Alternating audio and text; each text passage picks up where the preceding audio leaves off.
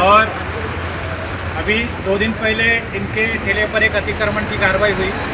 इस कार्रवाई में इनके ठेले को पूरी तरह से नेस्तनाबूद कर दिया गया, तोड़ दिया गया है और इस वजह से ये जो दिव्यांग है इनके रोजगार पर लेके आए। एक तरफ तो सरकार बड़ी बड़ी बातें करती है कि हम आपको ये योजनाएं देते हैं, ये योजनाएं देते हैं, आपको रोजगार देते हैं, मगर कोई दिव्यांग उसके बलबूते पे अगर कोई बिजनेस करना चाहता है तो उसके ठेले को भी इस तरह से ये एनएमसी के अधिकारी, अतिक्रमण अधिकारी तोड़ते हैं। अभी 1 महीना पहले हमारे पालक मंत्री जी से में मुलाकात हुई थी, जिसमें उन्होंने हमें आश्वस्त किया था कि आपके किसी भी दिव्यांग के ठेले पर किसी तरह की कार्रवाई नहीं होगी। उल्टा हम उनको जहाँ पर उनका ठेला है वहाँ पर उनको सुरक्षा देंगे, उनको लीज का पट्टा देंगे और टैक्स लगा के देंगे। मुंबई में ये सब हो चुका है, वहाँ के दिव्यांगों को ऑलरेडी वहाँ पे लिमिटेड उनको टैक्स लगा के दिया जा चुका है। अगर हमारे नागपुर में ये आज का हरामखोर हमारा मुख्यमंत्री होने के बाद, ये हरामखोर पालक मंत्री होने के बाद भी हमारे दिव्यांगों पर एक कार्रवाई हो रही है, तो इस पूरे सरकार का हम यहाँ पे निषेध करते हैं। साथ ही हम जो अधिकारी, अतिक्रमण अधिकारी यादव जिन्होंने हमारे दिव्यांगों के ठेले पर ये कार्रवाई की है, तो इनके निलंबन की भी हम मांग करते हैं। अगर इनका ये 15 दिन में निलंबन नहीं हुआ तो जो भी आपके मुख्यमंत्री है, पालक मंत्री, इनके घरों पर पथराव करने का काम हमारे प्रहार के कार्यकर्ता करने वाले हैं। और ये मेरा स्पष्ट आदेश है हमारे जिलाध्यक्ष होने के नाते कि जो कार्यकर्ता, जो नेता जहाँ मेरा उसको वहाँ पत्रों से मारो, ताकि इस तरह की कार्रवाई दोबारा हमारे दिव्यांगों पर ना हो। तो धन्यवाद।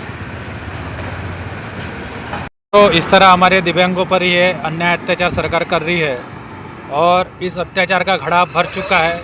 हमारे दिव्यांगों के ठेले पर ये अधिकारी और सरकार मिलकर जिस तरह से कार्रवाई कर रही है, इस कार्रवाई का हम निषेध करते हैं और अब आम जनता को भी जागने का समय आ चुका है। इन नेताओं को आपको नाले में फेंकने के अलावा आपको इतनी बच्चा, अगर ये सच में देश में सत्ता पर रहेंगे तो इस देश के हर छोटे नागरिकों को, दिव्यांगों को, गरीब लोगों को परेशान करेंगे और ये अत्याचार कर कर हमारे शरीर से हमारे खून की एक एक बूंद निकालेंगे।